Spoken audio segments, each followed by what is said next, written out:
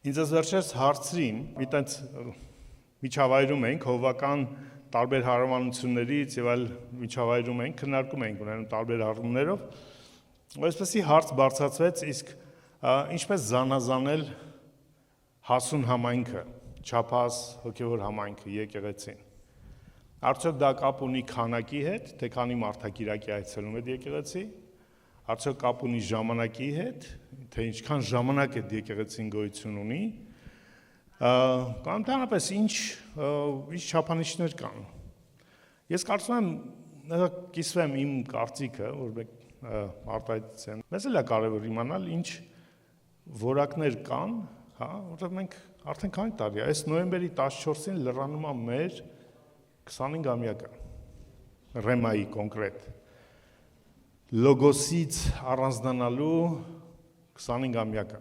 25 տարի Ռեման գոյություն ունի, 2000 թվականի նոյեմբերի 14-ին Կոմիտասում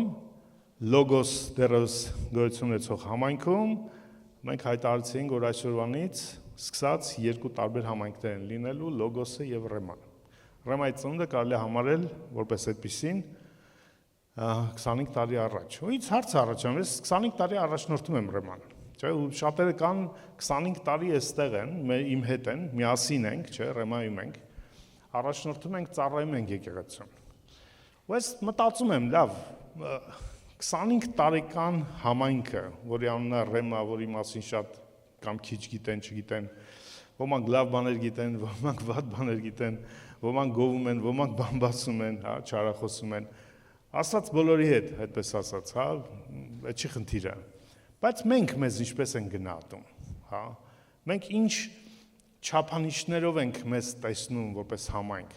այսա նոյեմբերին կգա այդ օրը մենք ասենք ալելույա, մենք 25 տարի գոյություն ունենք, օքեյ, արդյոք այդ 25 տարվա ժամանակը այնա ինչ ձգտում Աստված, ունեմ ես 25 տարեկան եկեղեցի, թե այլ արժեքներ է փնտրում Աստված մեր մեջ, գործում մեր մեջ, ու ոչ միայն մեր մեջ ցանկացած եկեղեցու, բայց մեզ համար կարևոր ենք մենք, չէ՞, մեր համայնքը։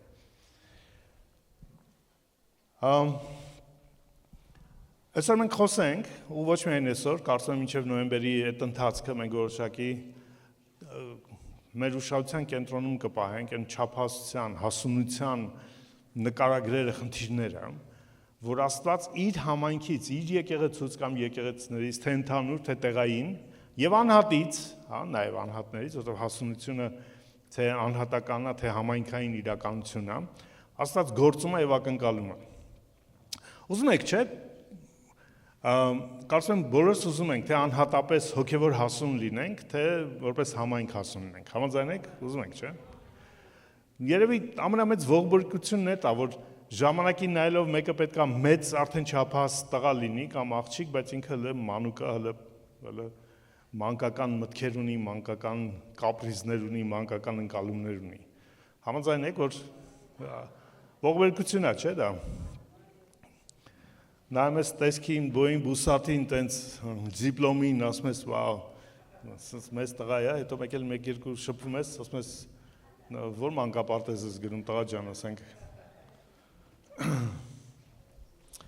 Ուրեմն չափահաս հասուն համայնքային համայնքը 4 հատկություն կտամ, իրանք շատ են, բայց ես 4 հիմնականը կիսվեմ ու կարծում եմ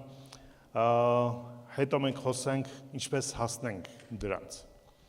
Որտեղ անդամների կամ եկեղեցու մարդկանց մեծամասնությունը ունի համայնքի եւ նրան պատկանելիության զգացումը։ Առաջին հերթին։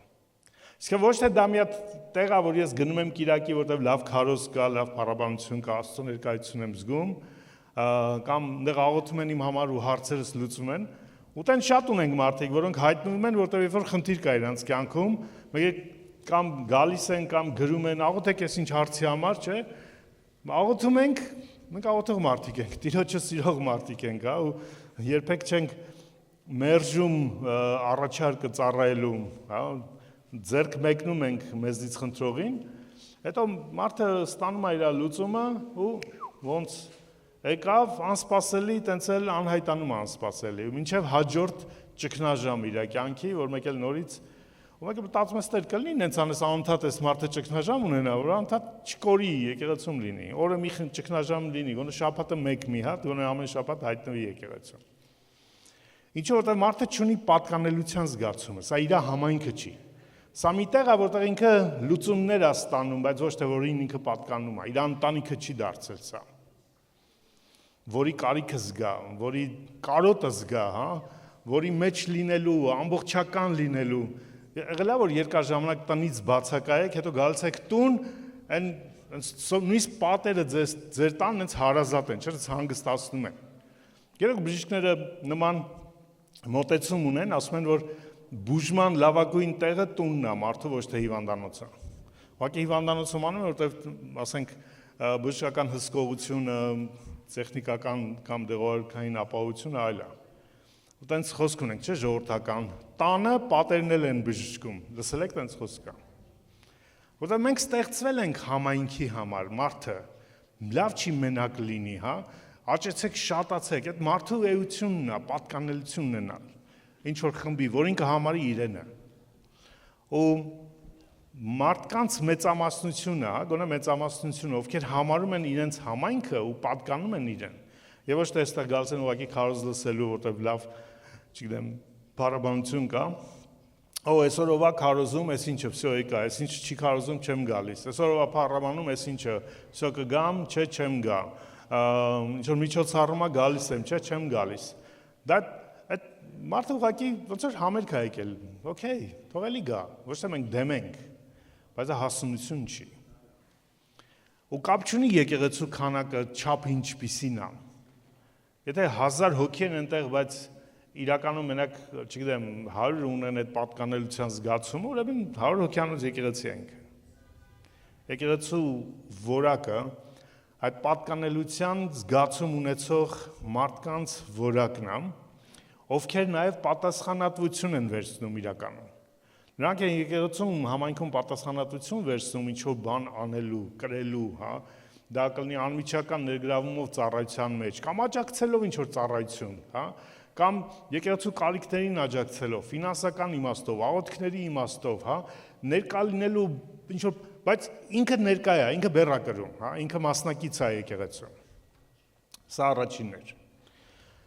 Երկրորդ հասունային համայնքը, ով ունի առաջնորդներ, ովքեր ունակ են եկեղեցու առջև ծագող մարտահրավերները ու խնդիրները աստվածային իմաստությամբ ու իշխանությամբ լուծելու։ Եկեղեցին իր առաջնորդներից հասուն չի լինելու։ Որոշ անհատներ կարող են, որոնք անհատական ինչ-որ որակների կամ ընթացքի առումով որոշակի հասունություն կունենան, ի վերջո չեն կարող տեղավորվել ոչ հասուն մանուկ, հա, հոգևոր մանուկ առաջնորդության ներքո։ Դա համար մենք տեսնում ենք տեղաշարժ եկեղեցիների մեջ անդամների, որտեղ անդամը, որը արդեն չափահաս է, ուզում է չափահասության, հա, մոտեցում, բայց իր առաջնորդների մեջ, հովների մեջ տեսնում է մանկական, հա, դեռևս հոգևոր մանկական մտածելակերպ վերաբերմունք, չի տեղավորվելու այնտեղ։ Դուք կյանքում էլ, հա, դուք չեք գնա միտեղ աշխատելու, որտեղ ձեր ղեկավարը փոքր է, մանուկ է, հա, մանկամիտ է, չի ստացվելու։ Չափահասը չի ենթարկվելու մանկամիտին, չի ստա, հակառակը կլինի, բայց ոչ այդպես։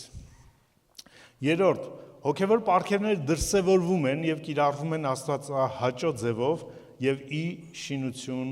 բոլորի կամ համայնքի։ Այստեղ տարբեր համայնքներ կարող է տարբեր մոտեցումներ ունեն, ինչպիսին է այդ հոգևոր պարգևների դրսևորումը։ Միտեղ կարող է չափից շատ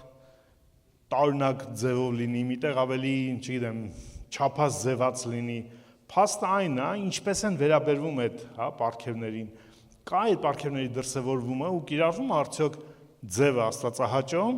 եւ նպատակը համայնքի ողջ համայնքի շինության համար։ Մանուկ համայնքներում կամ չկա դրա դրսևորումը, կամ այնպիսի դրսևորումներ է, որ հակառակը կարող է շատերի հավատքը քանդի եւ ոչ թե կառուցի։ Եվ վերջինը, չորրորդը, եկեղեցու հասուն եկեղեցին ունակ է զանազանելու, քննելու յուրաքանչյուր վարդապետություն Քրիստոսի անձի եւ գործի լույսի ներքո։ որովհետև ճանաչում է Քրիստոսի անձը եւ գործը։ Դրա համար ունակ է այդ լույսի ներքո զանազանելու։ Ու փաստն այն է, որ այսօր գոյություն ունեցող աշխարհում, քրիստոնեական աշխարհում, չեմ խոսում այլ աշխարհի մասին, հա, քրիստոնեական աշխարհում անոնց մեդիա դաշտի հնարավորության արկայության առումով վտանգավոր է դա, որ այնքան շատ տարբեր քարոզչություն կա, հա, ու այնքան հասանելի, ու կա աղավաղված, ոչ լիարժեք, նույնիսկ ոչ քրիստոնեական, բայց քրիստոնեական շորեր հագցրած ուսուցումներ, վարդապետություններ, քարոզչություններ, եւ պատճառը մեկն է, որտեղ կան ոչ հասուն համայնքներ, որոնք ունեն ոչ հասուն քարոզչություն, հա, որ այդ պահին գեղեցիկ է հնչում, սիրուն է հնչում, բայց իրականում կապ չունի քրիստոնեության հետ, Քրիստոսի վարդապետության հետ։ Դա համար մենք ականատես ենք այսօրվա այդ խառնի ճաղանճ իրականությանը, քրիստոնեական կոչված քարոզչության, որը երբեմն շատ ավելի վտանգավոր է հնչում, քան թե շինաբեր։ Դա համար սիրելիներս, հիմա բոլորին եմ ասում, մանավանդ լայվով գնում է,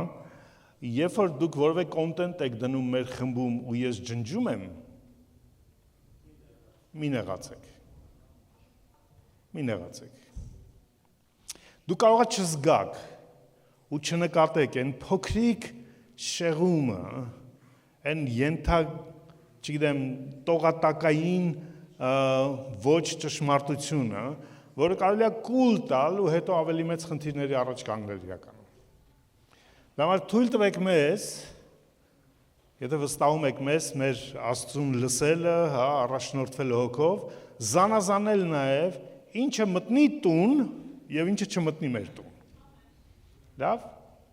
Եվ այդ ծնողը չի կարող անդադ կառավարել, թե երեխան ինչ ուտի, ինչ չուտի, չէ, դրսում։ Բայց ինչը երեխան տանը պետք է ուտի եւ կարող է ուտել, դա ծնողի պատասխանատվությունն է, համաձայն եք։ Ինչը պետք է այս բեմում հնչի եւ մեր ռեմայի, հա, որպես խոսք լինի, դա մեր պատասխանատվությունն է։ Ու դա որոշում է շատ բան։ Ու օգնում է մեզ գալ մի հատ կարևոր մտքի։ Որտեղ է Սուրբ գրքում այդ չափահասության չափանիշները։ Ի վերջո շատ սիրուն է հնչում, Կարեն ախպերդ ինչ որ ասում ես, շատ լավ է, բայց Սուրբ գրքում որտեղ է դա, հա, ի վերջո մեր հիմքը ոչ թե մեր մտքերն է գեղեցիկ, նույն սիրուն կառուցված, նույն ճիշտ հնչող, բայց ի վերջո Աստծո խոսքն է։ Համաձայն եք։ Ուրեմն ասում եմ այսօր որոշ ընթացք ունենանք երկու նոր կտականյան նամակների ուսումնասիրություն, համատելով իրար, համադրելով իրար, որոնք օգնեն մեզ նաև հասկանալու որտեղ են գտնվում, ուր պետք է գնանք, ինչքանով ենք ինչ առումով չափահաս, ինչքանում դեռ կարիք ունենք աճելու։ Այդ երկու գրքերը Պողոս առաքյալին երկու նամակներն են, մեկ ուղղված եփեսացիներին, որը որպես ավելի չափահաս հասուն եկեղեցու մոդել է, եւ Կողոսացիներին, որը մանուկ եկեղեցու մոդել է։ Այլ եկեղեցիներ կան, նոր կտականում մանուկ եկեղեցիներ ու գրված նամակներ, օրինակ Թեսաղոնիկեցիները շատ ավելի մանուկ եկեղեցի են, քան Կողոսացիները։ Բայց ինչու են վերցրել Կողոսացիներին, որտեղ Պողոսը երկուսին միևնույն ժամանակ է գրել նամակներ, առաջինը գրեց Կողոսացիներին, հետո Եփեսացիներին ու ասեց անպայման իրար կարդացեք, փոխանցեք իրար։ Ինչն է տարբերությունը ու ինչն է իրանց կարևորությունը։ Խնդրեմ այս ընթացքում, այս ժամանակվա մեջ ձեր ընթերցանությունը դարձնեք Եփեսացիների եւ Կողոսացիների նամակները։ Այդ երկու եկեղեցիները շատ տարբեր են իրարից, ոչ աշխարհագրական մոտիկ են իրենք, հայտնության 7 եկեղեցիների մեջ երկուսն է հիշատակված են, որտեղ աշխարհագրական մոտ էին իրար։ Մեկը անձամբ հիմնել էր Պողոս առաքյալը, Եփեսոսի եկեղեցին, ավելին 3 տարի այդ եկեղեցում ծառայել էր, պատկերացնենք միտեղ Պողոսը 3 տարի ծառայի։ Իրոք այտենց ուժեղ, հա, չափահաս եկեղեցի էր դարձրել իրան։ Բայց հետո երբ որ նամակ է գրում, այդ շեշտում է այդ չափահասությունը իրանց, հա, ոնց որ կարծես հորդորի մնացեք այդտեղ, այ ոնց ես դրել եմ, դարձրել եմ ձեզ այդ չափահասը, այդ չափահասության կանոնները պահեք։ Երբ որ գրում էր Կողոսացիներին մանուկ եկեղեցուն, որ ինքը անձամբ չէր էլ հիմնել, հիմնել էր մեկ այլ իր գործակիցը Եփապրասը, ու Պողոսին լուր էր եկել, որ Եփապրասը Կողոսյանում եկեղեցի է հիմնել ու այս խնդիրները կա եկեղեցում։ Ինչը հատուկ է մանուկ եկեղեցուն, մանուկ համայնքին։ Ու Պողոս արձագանքում արագ նամակ գրելով Կողոսյային, Կողոսյայի եկեղեցուն։ Եվ այդ երկու նամակները համադրելով տեսնում ենք Չափաս եկեղեցու նկարագիրը եւ մանուկ եկեղեցու նկարագիրը։ Նույնը կարելի ասել Չափաս անձի նկարագիրը եւ մանուկ անձի նկարագիրը։ Եթե չտեսնենք դա, աճ չենք ունենա։ Եթե չտեսնենք որտեղ ենք եւ ինչին պետքա ձգտենք, այդ աճի process-ը չի կայանա, որովհետեւ այնքան հեշտ ասել դա նորմալ է ամեն ինչ, ինչ է եղել, որ լավ է, կիրակնորյա ունենք, տնային խումբ ունենք, որոնցի կյանքում ամեն ինչ նորմալ է, էլի։ Բայց եթե չկա այդ մարտահրավերը, հա, ու այդ չափանիշը իրականում, որտեղ մեր մարտահրավերները այդ մեր չափանիշներն են։ Ես հիշում եմ, երբ որ մարզում ենք սպորտի ժամանակ, մեր մարզիչը մեզ մեր կարողությունից ավելի չափանիշ էր տալիս։ Այսինքն ինքը շատ լավ հոգեբան էր ու լավ նաև մարզիչ էր ու գիտեր, թե ամեն մեկս ինչ կարողություն ունենք։ Ու երբ որ մեզ առաջադրանք էր տալիս անհատապես, տալիս էր միշտ ավելին, քան մենք կարող ենք իրականում։ Նույնիսկ մենք ձախողվում էինք, չէինք կարողանում անենք, բայց ինքը շարունակում էր դա տալ, որովհետև շարունակում էր հավատալ, որ եթե մենք մեր չափից ավելին չձգտենք, երբեք չենք աճի։ Այնքան հեշտ է հասնել միտեղ ու կանգնել, որովհետև նայել հետ ասել հլը, տեսեք, ես ուր եմ հասել, ինձ հլը չեն էլ հասել ինձ։ Դա որովհետև չես նայում ուրիշներին եւ համատում քեզ իրենց հետ։ Դու նայում ես այն առավելագույնին, որ Աստված ունի քո համար։ Հասել ես այնտեղ, թե չէ։ Եթե չես հասել,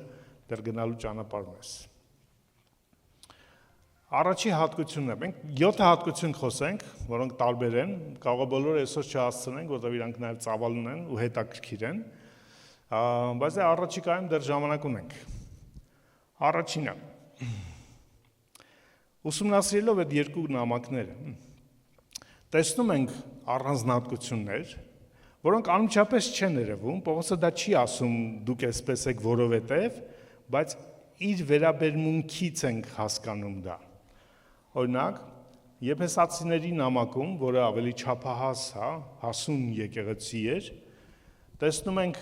20-ից ավել անմիջական հղումներ 5 կտակարանյան տեքստերին, որից 5-ը անմիջական մեջբերում անում Պողոսը։ Օրինակ, Եփեսացիս 4:8-ը 68 Սաղմոսի 18 խոսքն է, բարձր ելավ, գերությունը գերի բռնեց եւ մարդկանց պարգևներ տվեց։ Հիշում եք։ Եվ որ խոսում էր պարգևների մասին, որ Քրիստոսի մեջ հա շնորհքով մեզ բոլորիս պարգևատրված, բոլորս ունենք մեր պարգևը ու ոմանց տրված ալնելու առաքյալ, ոմանց մարգարե, ոմանց ավետանիչ, ոմանց հովիվ եւ ոմանց ուսուցիչ, հա։ Այդ համարը, այդ ոմանց պարգևների տրվելու փաստը Պողոսը շեշտում է 5 կտակարանյան համարով։ Եփեսացիս 5:31 խոսելով ամուսնության հարաբերության, այր եւ կին հարաբերության մասին, Պողոսը շեշտում է, որ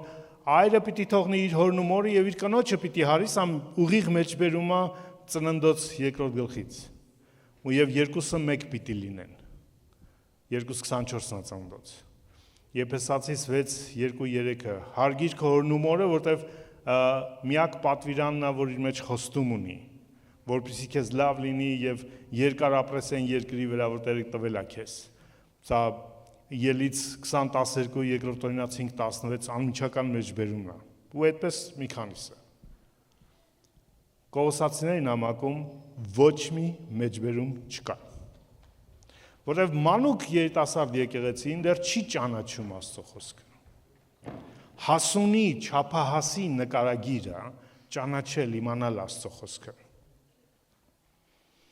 Միակ տեղը, որ երևի տենց ավելի ակնարկային է, քան թե անմիջական մեջբերում է Կողոսացիների նամակում, եւ որ ասում է համբերեք իրար 3:13-ն է, ներեք իրար, հոգ տարեք իրար, եթե ինչ-որ մեկը ինչ-որ մեկի դեմ բողոք ունի, ներեք ինչպես Տերը ներեց ձեզ։ Դա Ղևտացիս 19:18-ն է, որ քո ընկերոջը սիրես քո անձի պես։ Բայց էլի ուղիղ մեջբերում չի։ Ճիշտ կարծես Պողոսը խուսափում է մեջբերումներ բերել Աստծո խոսքից, որտեվ այդ խոսքը լինանց համար էական չի։ Նորը երիտասարդը հմուտ չի Աստծո խոսքի մեջ։ Դա համար Պողոսը մեջբերումներ չի բերում։ Ես վերջերս Վրաստանում գտնվելու ժամանակ այդ Վրաստանի հովների կոնֆերանսին մասնակցելուց նա ցավալի փաստ պարզեցի, որ մկրտական, ավետարանական այլ հարևանությունները, որոնք լեզուներ չեն խոսում, կարծիք ունեն լեզուներ խոսող եկեղեցիների վերաբերյալ, որ իրանք խոսքից հեռու են, խոսք չեն ճանաչում։ Մի միսիոներ կար իրենց մեջ, ով Ամերիկայից միսիոներ էր Վրաստանում, ասում էր, ես առաջին երբ որ ապաշխարեցի, երբ որ հավատացի Տիրոջի, իմ ընկերը ինձ տարավ պենտեկոստալ խարիզմատ եկեղեցի, երբ որ ես տեսա ինչ է կատարում, ասես մարդիկ գժվել են, ինձ տարեք էստեղից։ Հետո մեկ այլ ընկեր ինձ տարավ մկրտական եկեղեցի ու ինձ դուր եկա, որտեվ բան կար, աստվածաշնչի ուսումնասիրություն կար, հանգիստ, նստած, խելացի խոսք, ու ես սովորեցի լսել ու ճանաչել Աստծուն, որտեղ ինձ սովորեցրին կարդալ ու ճանաչել իր խոսքը։ Ես կարծում եմ մեծ բացթողում կա այդ իմաստով իրոք։ Մենք այդքան չենք շեշտադրում Աստծո խոսքի ուսումնասիրումը։ Լեզուներ խոսացող պենտեկոստալ եկեղեցիները ավելի շատ շեշտադրում են հոգևոր փորձառությունները, կիրակնօրյա քարոզչությունը, ավետարանելը, քան թե Աստծո խոսքի լուրջ ուսումնասիրությունը, ճանաչումը, մեր ժառանգության, ինչ Աստված իր խոսքով տվել մեզ։ Ու այդ պատճառով է, որ խոսքի չճանաչումը վտանգավոր է մանուկների համար, որտեղ իրանց կարելի է մոլորեցնել։ Դա համար այն տարօրինակ տենց արտասովոր ուսուցումները, որոնք լսում ենք, հիմնականում գալիս են լեզուներ խոսացող պենտեկոստալ համայնքներից, որտեղ չկա հիմնային խոսքի չափանիշների ճանաչումը։ Փառք Աստծո, ես շնորհակալ եմ Տիրոջից իմ հոգևոր կյանքի են առաջին տարիների դասերի համար, որտեղ իմ ուսուցիչները ամենակարևոր բանը, որ սովորեցրին սիրել, ճանաչել Աստծո խոսքը։ Ու դա օգնում է մնացած բոլոր այդ ինքնես լինելով, պենտեկոստալ խարիզմատիկ որոշակի իմաստով, թե մարդ, թե ծառայի եւ եկեղեցու նման եկեղեցի, հիմնող կամ առաջնորդող մեկը, բայց միևնույն ժամանակ ինձ ցավ է տեսնել, որ այդ նույն վերաբերմունքը չեմ տեսնում հիմնականում։ Դա համար ով ինչ ասես կարող է հավատա, ինչ քարոզչություն ասես կարող ենք տեսնենք առանց գնալու ստուգելու, դա իրապես Աստծո խոսքը համապատասխանում է դրան։ Իրոք Աստծո կամքի մեջ է դա Քրիստոսի անձի եւ գործի հետ կապ ունի, թե չէ, թե ուղղակի սիրուն մի հատ նոր շարժում է, մի հատ նոր, չգիտեմ, ընթացք է։ Ու դա գալիս է նաեւ նրանից, որ այն ինչը ճշմարտություն չի, հիմնային չի մեր կյանքում։ Ու չի բերում հիմնային հավատքի վստահողականություն, ու դա համար անընդհատ ինչ-որ նոր բան պետք է լինի, ինչ-որ նոր գաղափար լինի, նոր ուսուցում լինի, ինչ-որ մի զարմանալի նոր բան պետք է լինի։ Ու այդ անընդհատ ինչ-որ նոր բան է հորինվում, որոնք իրականում հեչ կապ չունեն ճշմարտության հետ։ Ու Պողոսը Կողոսացիներին գրում այն զգուշացումները, որ չի գրում Եփեսացիներին, որտեղ դա միայն մանուկներին վերաբերող զգուշացումներ է։ Օրինակ, մանուկներին, որոնց կարելի է մոլորեցնել հրապուրիչ խոսքերով, 2:4 Կողոսացիներին համակում, Պողոսը ամբողջ երկրորդ գլուխը իրականում զգուշացումը, ամբողջ երկրորդ գլուխը զգուշացումները, 2:4 խոսելով այն, որ Քրիստոսի մեջ, Քրիստոս Աստծո մեջ, դա Կողոսացիս 2:2-ն է, Քրիստոս Աստծո։ Ձեր թարգմանությունները այնտեղ մի քիչ ուրիշ ձև են հնչում, որտեղ թարգմանիչները վստահ չեն Պողոսը դա նկատի ունի, բայց իրականում Պողոսը դա նկատի ունի, որտեղ եթե բացեք ձեր աստվածաշնչերը, ձեր նոր կտականները, Կողոսացիների նամակի 2-րդ գլխի 2-րդ խոսքում, Պողոս ասում է, որ ինքը աղոթում է լավոդկեցիների համար, որպեսզի իրենց սրտերը մխիթարվեն սիրով միացած եւ կատարյալ ճանաչողության ողջ ճոխությանը հասնեն, այսինքն կարող է ձեր թարգմանության մեջ Հոր Աստծո եւ Քրիստոսի խորհրդի գիտությունը կամ ճանաչումը, Հոր բառը չկա բնագրում ու եւ բառը չկա։ Կա Քրիստոս Աստծո խորհրդի ճանաչումը։ Քրիստոս, որ Աստված է, կամ Աստված, որ Քրիստոս է։ Այդ խորհրդի ճանաչում ու դրա մեջ է իմաստության ողջ գանձերը, եւ սա ասում եմ 4 խոսքը, որ չլինի թե մեկը հրաբուրական խոսքով ձեզ մոլորեցնի, որովհետեւ նորին խոսքին անհմուտ մարդուն կամ եկեղեցուն հեշտ է հրապուրեցնել ինչ որ ուսուցումներով, վարդապետություններով, գերբնական, գեր երկնային, չգիտեմ ինչերով։ Ու ասում եմ, թե մարմնով հեռու եմ, բայց հոգով ձեզ հետ եմ, ուրախանում եմ ձեր բարեկարգությունը ու ես տեսնում եմ ձեր հավատքի հաստատությունը Քրիստոսի վրա։ Ողջ Կողոսացիների նամակի առանցքը Քրիստոսի վրա, Քրիստոսի մեջ, Քրիստոսով։ Որովհետև նորը պետքա սովորի ճանաչել Քրիստոսին, ճանաչել իր կյանքը, իր ժառանգությունը Քրիստոսի մեջ։ Բայց մենք նորին ինչ ասես սովորեցնում ենք հավատք, բժշկություն, բարգավաճում, հա, բայց ոչ Քրիստոսին ճանաչելը, Քրիստոսաճանաչումը։ Ու երբ որ չկա Քրիստոսաճանաչում, ուրեմն չկա ընդհանրապես իրականության ճանաչումը։ Դրա համար այդ մարդկանց հեշտ կարելի է խաբել, տեսնել մեկը իսլամ ընդունել, մյուսը Եհովայի վկա է դարձել, մյուսը ընդհանրապես հեռացել է հավատքից, աթեիստ է դարձել, որովհետև չկա Քրիստոսի ճանաչումը։ Դրա համար 5-ից 7-ում ասում է հավատքի հաստատությունը Քրիստոսի վրա, նրանում ապրելով եւ գործելով, նրա վրա արմատ կապած եւ կառուցված եւ վստահության մեջ հաստատված ու նրանում աճելով գոհությունով։ Ամեն ինչ իրանի մեջ է։ Իրանով է Քրիստոս, Քրիստոս, Քրիստոս, Քրիստոս։ 3 թակարդներ է Պողոսը ներկայացնում, որը նորերի համար անհմուտ խոսքի եկեղեցու համար եւ անհատի համար վտանգավոր։ Առաջինը մտավոր թակարդներն են։ Սա ավելի շատ հույներին վերաբերվող խնդիր էր։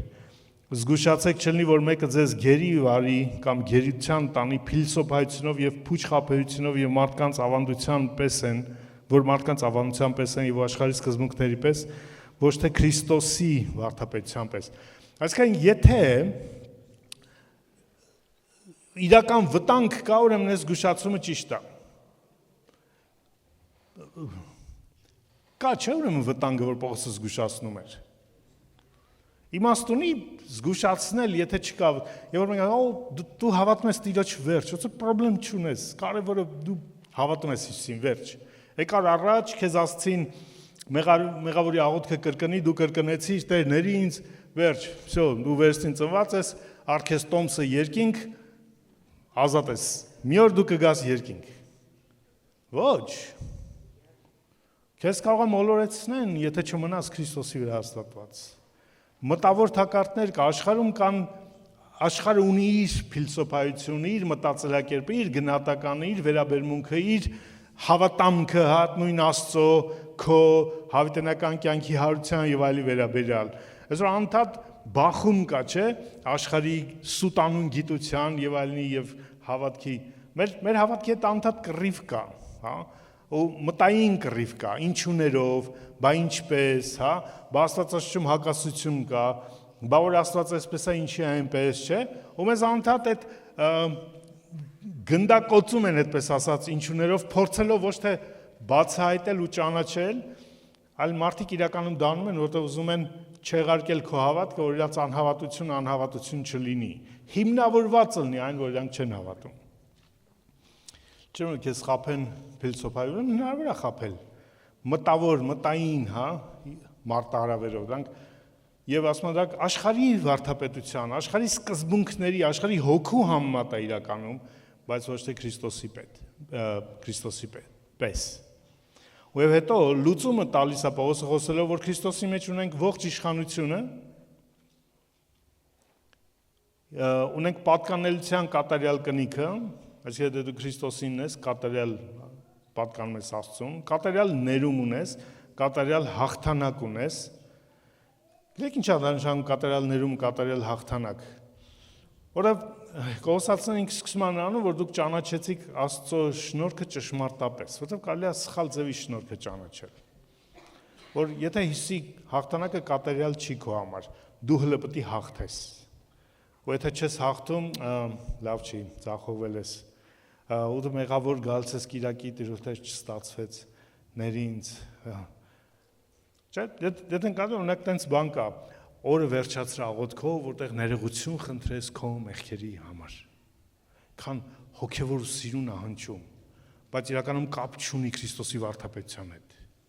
Քրիստոսի վարդապետությունը ասում է, Տեր, շնորհակալ եմ, որ ես քո մեջ կատարյալ ներում ունեմ, ու ես հավատում եմ մի օր, այսօր չկարողացա, այսօր վաղը կարողանալու եմ քո շնորհքով։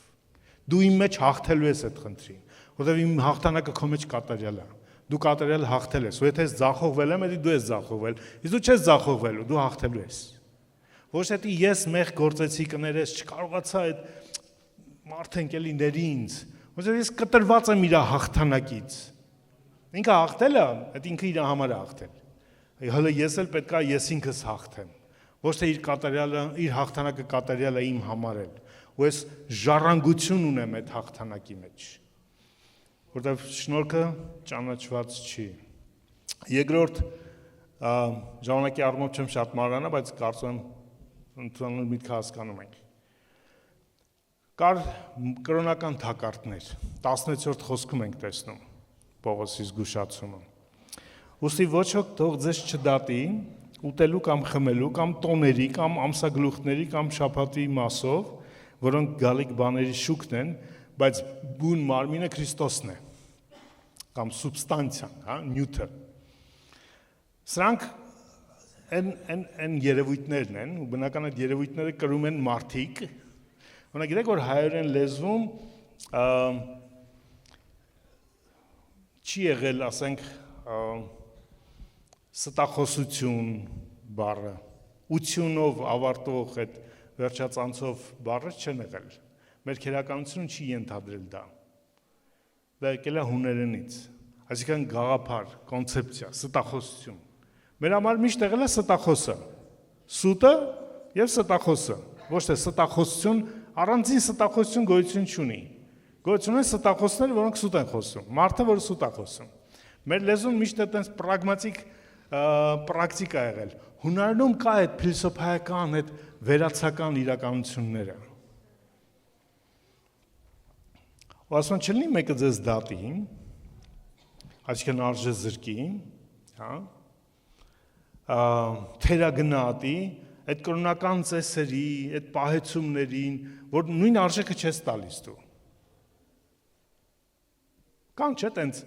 իրականություններ համայնքներ, ոնց դուք պաս չեք պահում այս օրերին։ Ինչ մարմնավոր եք դուք։ Մենք 40 օր պաս ենք պահում բոլորով։ Լավ է, կնիհարեք, Փառք Աստծո, ուրախ ենք ձեր համար։ Մեր հետ ինչ կապ ունի։ Քրիստոսի հետ ինչ կապ ունի դա։ Եթե Քրիստոս ասել է ձեզ պահեք, պահեք, ուրախ եմ ձեր համար։ Մեզ չի ասել։ Մենք ինչին գնենք տանջում ենք, եթե դուք ձեզ տանջում եք։ Մենք էլ մեզ տանջենք ձեր հետ, որտեվ դուք հավատում եք, որ պետքա ձեզ տանջեք։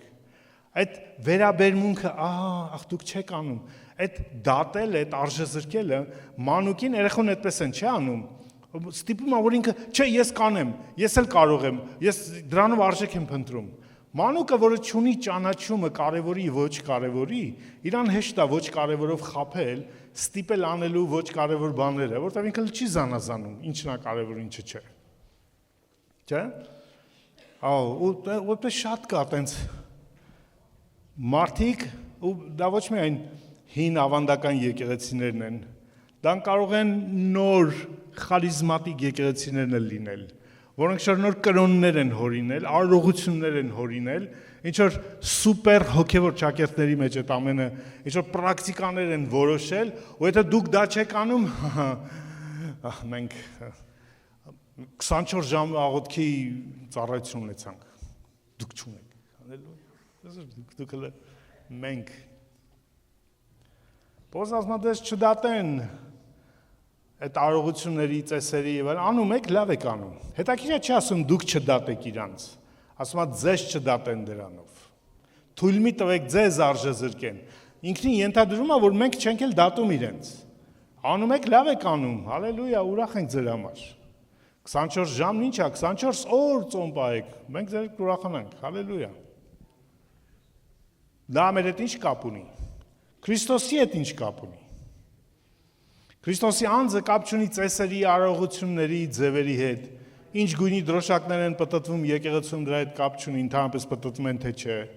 Կապ չունի քանի հոգի են փառաբանության մեջ, թե խորի մեջ, կապ չունի բացարձակ։ Կապ չունի քանի ողջ չունի մարդկանց ծառայության մեջ, կապ չունի դռները երբ են փակում, երբ են բացվում, կապ չունի ինչպես են դիմում, պատվելի, վերապատվելի եւ այլն, կապ չունի բացարձակ Քրիստոսի հետ։ Ինչը կապ ունի Քրիստոսի հետ, դրա մեջ թող մեզ դատեն։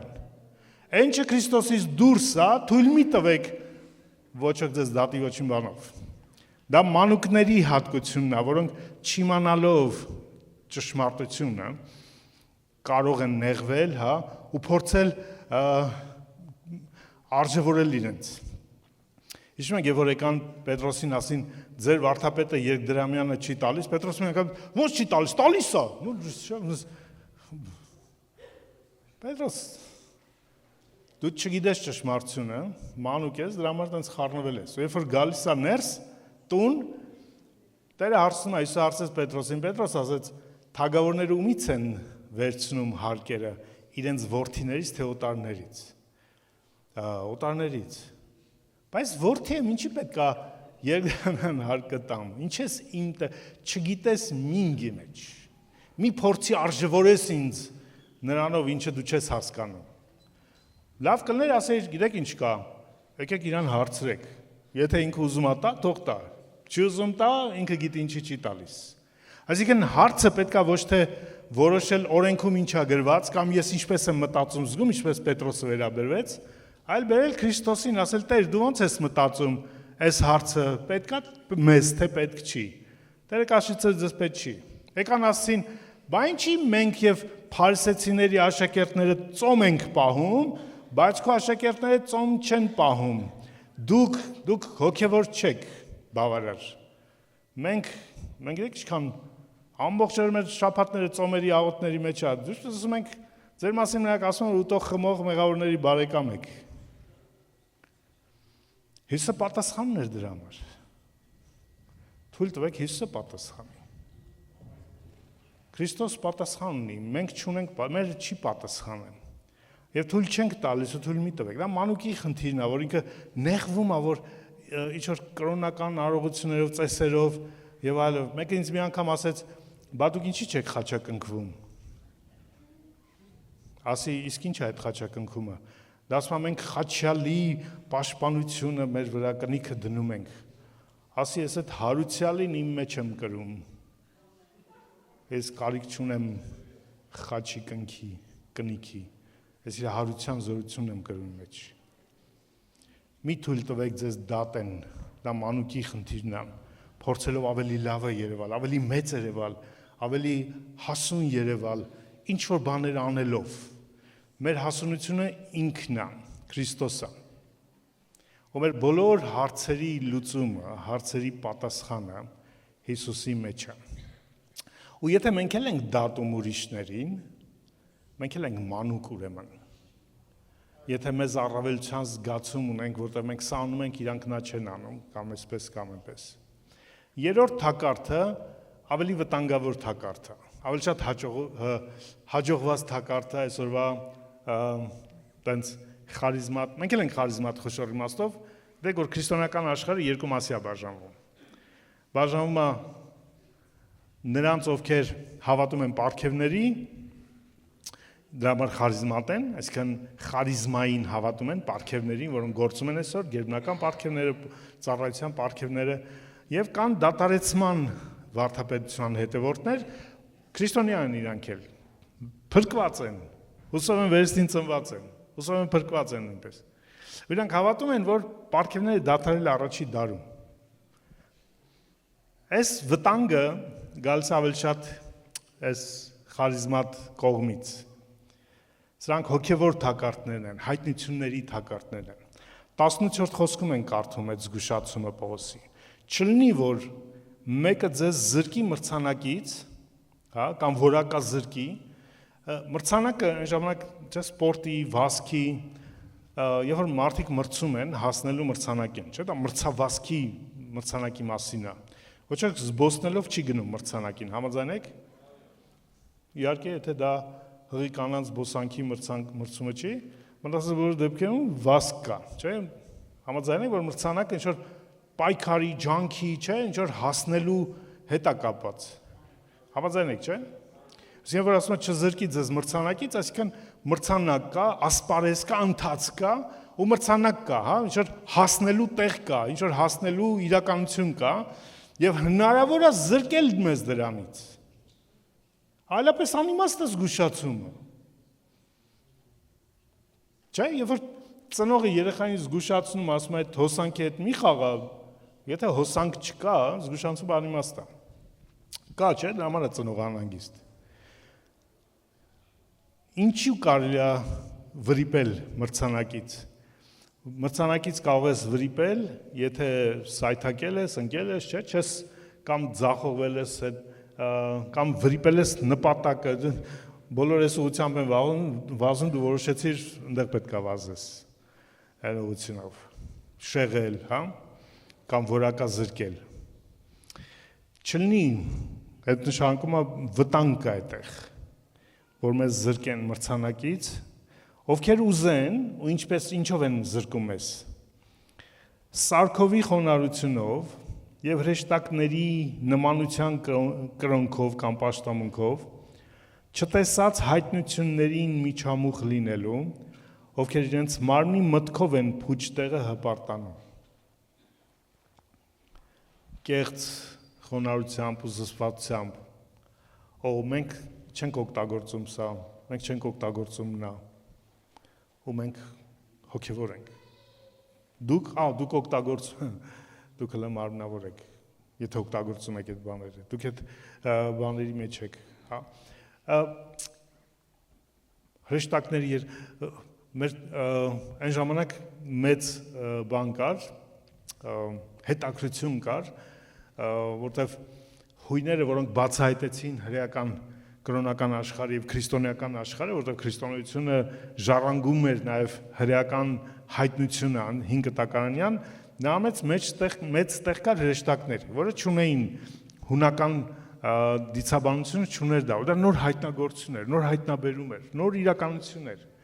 Ու շատեր տարված էին այդ հրեշտակային իրականությունով։ Նույն այսօր կարող է մենք հրեշտակային իրականությունով տարված չլինենք, բայց տարված ենք ինչ-որ մի երևույթով, որը գեր է, տարբեր է մեր ու Աստծո հարաբերությունից։ Հրեշտակները նրանք երրորդ անձեր են մեր համար։ Մենք կապ չունենք իրենց հետ, բայց այսքան ուսուցում կա հրեշտակներին հրամայելու, հրեշտակներին ուղարկելու, հրեշտակներին սաստելու, դուք ինչ գործ ունեք հրեշտակների հետ։ Թողեք հրեշտակներին հանգիստ։ Հրեշտակներին հրամայում է Աստված, իրանք մեզ ծառայում են, բայց մեր ծառաները չեն։ Ու այդ հոգևոր թակարդները դրանք ինչ-որ գեր հայտնություններ են, գեր ճանաչումներ են, մեկը երկինք է գնացել տեսել, մեկը դժոխքն է գնացել տեսել, այդ բոլորը աղբ է։ Ես ոչ մի այդ հայտնություններին չեմ հավատում, որտեղ նրանք ինչքան լսում են, բոլորը հակասում են, որտեղ մանուկին հեշտ է տպավորեցնել, զբաղացնել, վաու բերել, բայց մեկը որ գիտի ճշմարտությունը, օրինակ եթե դուք ֆիզիկա գիտեք, ձեզ չի զարմացնում կայծակը։ Չէ՞։ Օրինակ անցյալում մարդիկ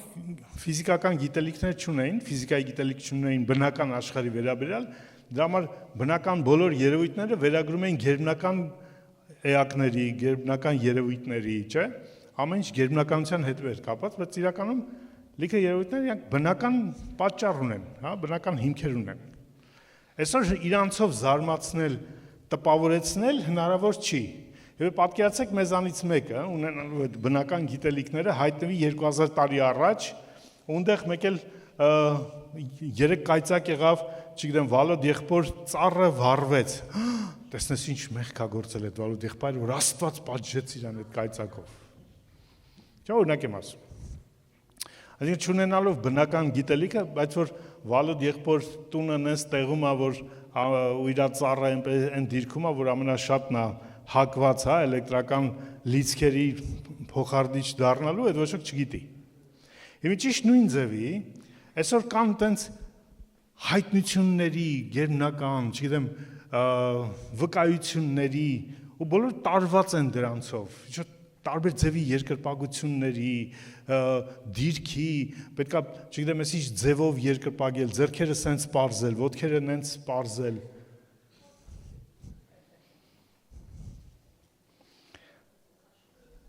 Դատակ մարդկային մտքից բխող հայտնություններ, որոնք միայն հպարտացնում են դրանք ունեցողներին, բայց չեն բռնվում գլխավորից Պողոսն ասում Քրիստոսից, որը վաճում է ողջ մարմինը, որովհետև հարցը ցանկացած հայտնություն, ցանկացած վկայություն ստուգեք այսպես, Հիսուսը որտեղ անդեղ, ինչ է հայտնում այդ հայտնությունը Հիսուսի անձի, գործի և նպատակի իմաստով, և ոչինչ չի հայտնում և չի համապատասխանում Սուրբ գրքում հայտնված այդ իրականություններին դեն նետեք, կապ չունի ով է իրան բերել, կապ չունի ինչ անվանի հայտնի մարգարե կամ քարոզիչ է ինքը, մենք մի գլուխ ունենք, որից բռնվում ենք, որից է մեր աճը, որից է մեր պատկանելությունը, որի հետ չափում ենք ամեն բան, դա Հիսուսն է, Քրիստոսը, դա համար երբ որ ես նման հայտնություն մեկը տենց ոգևորված չռված աչքերով պատմում, ասում ես չեմ հավատում այդ հայտնությանը, պետք է շատ անկեղծ լինել, չասել, վա, ինչ հետաքրքիր է, ես ասում, ինչ սենց բան չեմ հավատում, որ այդ քրոջը կամ այդ աղբորը Տերը տարել է երկինք, տարել մանա տվել, չգիտեմ, ծառեր է տեսել, անտառներ է տեսել, ինչ փողոցներ է տեսել, ինչ հաց է կերել, ես հարց եմ տալիս ինչու։ Որն է այդ հայտնության իմաստը, ինձ ինչ է տալիս Հիսուսին ավելի սիրելու, ավելի մոտենալու առումով։ Ոչինչ։ Եթե քեզ թվում է, որ ես Հիսուսին ավելի սիրեցի, որտեղ երկնքում 10 ծառ կա ավել, կամ, չգիտեմ, մի հատ մեծ տուն Տերը տալիս, այս քո տունն է երկնքում։ Հիսուսը մի բան պետք է ասի, ես քոնն եմ։ Ու վերջ։ Եթե քեզ Հիսուսից բացի ինչ-որ բան է հետաքրքրելու երկնքում, այդ հայտնությունը Հիսուսի հայտնությունը չի։ Դա քո, չգիտեմ, անշարժ գույքի գործակալի հայտնությունն է, բայց ոչ թե Հիսուսի հայտնությունը։ Պատկերացնում եք, մենք լուրջ խնդիրներ ունենք այսօր քրիստոնեական աշխարհում։ Այդ հայտնությունները լիքն են, մարդիկ տարվում են դրանցով, փոխանցում են իրար, չգիտեմ, եւ այլն։ Հեսա գալիս է Տերը, որտեղ սենց եւ այլն։ Մանուկին հեշտ է զրկել մրցանակից, զրկել ասպարեզից իր ճիշտ ֆոկուսից, տարուբերելով նման խնդիրներով, բայց չափածներին ոչ, և Եփեսացիների նամակում 4:14 խոսքն է, Պողոս ասում է չտարուբերվել, մանուկ չլինել, որոնք տարուբերվում են այդ տարբեր հովերով վարդապետության, որոնք մարդիկ խորամանկորեն հորինում են խաբելու համար։ Այնքան լիքն է այսօր խաբեության վարդապետությունները, լիքը, բայց չափածներին հնարավոր չի։ Չափածը ճանաչում է Աստծո խոսքը, ճանաչում է ով է Քրիստոս, և ճանաչում են իմաստության գանձերը, իրականությունները, որ իր ժառանգությունն է, իրանց հնարավոր չի խաբել։ Եբրայեցիների նամակում ասում է չափածները ինչ են, իրանց զգայարանները վարժված են տարբերելու, ճիշտը սխալից արդարության։ Այսօր մեկն էլ կասեմ ու կավարտենք։ Մանուկները հնազանդվում են կանոնների։ Երկրորդ գլխի 20-ում, էլի զգուշացումն է, ասում է, եթե դուք Քրիստոսի հետ այս աշխարհի սկզբունքներին մեռաք, էլ ինչու եք աշխարհի մեջ կենթայի եղողների պես հնազանդվում այսպիսի կանոնների։ Այդ որ ասում է ինչու եք հնազանդվում, որտեղ հնազանդվում էին։ Այո, իրանք Քրիստոսի եկեղեցին էին, Կողոսիայի եկեղեցին, Քրիստոսի եկեղեցին էր։ Նամակի սկզբում Պողոս ասում է սուրբերին եւ հավատացյալ եղբայրներին, այդ նույն մարդիկ են, սուրբեր ու հավատացյալներ, քույրերն էլ ներառած, քույրերս թողներ են։ Պողոս քույրեր էլ կան, մենակ եղբայրները չեն։ Հələ ավելի շատ են, քան եղբայրները։ Մարդա, սխալվել է, քույրերսներով կնեք։ Երկնքում որ հանդիպեք, հանգիստ կթողեք, չասեք, հələ մի հատ արիստեղ Պողոս, հələ ինչի մենակ եղբայրները, մենք հեչ, մեր մասին չես հիշատակել։ Ու այդ հավատացյալ փրկված եկեղեցուն Պողոս ասում է ինչ եք ենթարկվում այդ սկզբունքներին, որպես թե ողջ եք այդ աշխարհի սկզբունքների համար, մի մոտեցիր համամիար, մի տես, աշխարհը իր լիությունով ումն է, Տիրոջինն է, ինչ որ մեղք կա, այդ մի սիրի, հա։ Աստծուն սիրողը մեղքը չի սիրի իրականում, բայց ամեն ինչ մեղք դարձել, դա էլ են կրոնական թակարդներից մեկն է, որոնք չափից շատ ինչ որ կանոններ են որոշել, հոգևոր իբրև թե, բայց նրանք իրականում բացարձակ հոգևոր չեն։ Մանուկները ապրում են այդ կանոններով, մի արա, չի կարելի։ Ու այդ մանկական քարոզչությունը եկեղեցում էսպես է։ Դու չպետք է, մենք չպետք է, դու չպիտի, չէ՞, մի արա, այսպես այդ կանոններ են, որոնք այդ կանոնի արգելքին ձգտող մարդկանց համար է։ Ոնց որ երեխային ասում ես, մինչև դասերը չանգամ ձեռքեր չլվանաս, հաց չուտես։ Դու չէ կանոններ ես դնում երեխային, հա։ Բայց միթե չափահասին այդ կանոնների կարիքը կա։ Չափահասները իրանք առաջնորդվում են Սուրբ Հոգով։ Դա համար չափահասներին Պողոսը չի ասում, ինչ եք հնազանդվում այդ կանոններին, ասում են լցվեք Սուրբ Հոգով, որ զանազանեք Տիրոջ կամքը։ Փնտրեք ինչն է Տիրոջը հաճելի։ Չափահասները զանազանում են Աստծո կամքը ու ապրում են դրանով, ոչ չափահասները մանուկներին կանոններ է պետք, որպեսզի կառավարել իրանց։ Ու քանի դեռ կանոնների մեջ են պահում մարդկանց, մարդիկ չեն աճելու։ Կանոնները, չի կարելիները ոչ մեկի չեն աճեցրել։ Այդ չի կարելիները ճիշտ նման են փոքրիկ են լողավազանի, որտեղ երեխաները լողանում են, որտեղ հանկարծ չխեղդվեն, ու իրանք միշտ այդ լողավազանի կարիքն են ունենալ, միշտ կարիք են ունենալ, որ իրանք սահմաններ ունենան, ոտքեր գետնին կպնի, ու երբեք լողալ չեն սովորելու։ Իրենք պատրաստ չեն լինի երբևէ օվկիանոսում լողալու։ Հետաքրքիր է, որ Կողոսացիների նամակում ոչ մի անգամ Սուրբ Հոգին չի հիշատակված։ Լսում եք։ Կողոսացիների նամակում մի անգամ է հոգի բառ օգտագործած անել ոչ Սուրբ Հոգու համար։ Մարդկային հոգու մասնախոսքը։ Ոչ մի անգամ գրելով այդ եկեղեցուն, որը մանուկ է, որը կարիք ունի աճելու, միակ բանը, որ շեշտում է Պողոս իրանց համար, Քրիստոս։ Ճանաչել իրան, իրա մեջ գտնվել, իրանով աճել, իրանով չափել, Քրիստոս։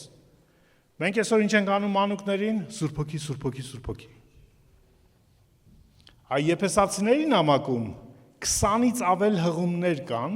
Սուրբ Հոգու վերաբերյալ, որից 13-ը անմիջապես Հոգու անունով։ Եփեսացիս 1:13 խոստացված Սուրբ Հոգով կնքվեցիք։ Եփեսացիս 1:17 աղոթում եմ, որ Աստված տա ձեզ իմաստության եւ հայտնության հոգին իր հոգիով։ Եփեսացիս 2:18 որտեղ նրա միջոցով մենք երկուս էլ նույն հոգիով Հորը մոտենալու արտոնություն ունենք։ Եփեսացիս 2:22 մենք միասին կառուցված ենք Աստծո բնակարան լինելու Սուրբ Հոգիով։ Եփեսացիս 3:5 Քրիստոսի խորհուրդը հայտնվել է Սուրբ Հոգով իր առաքյալներին, մարգարեներին, որ չէր հայտնվել նախկին դարերից ոչ մեկին։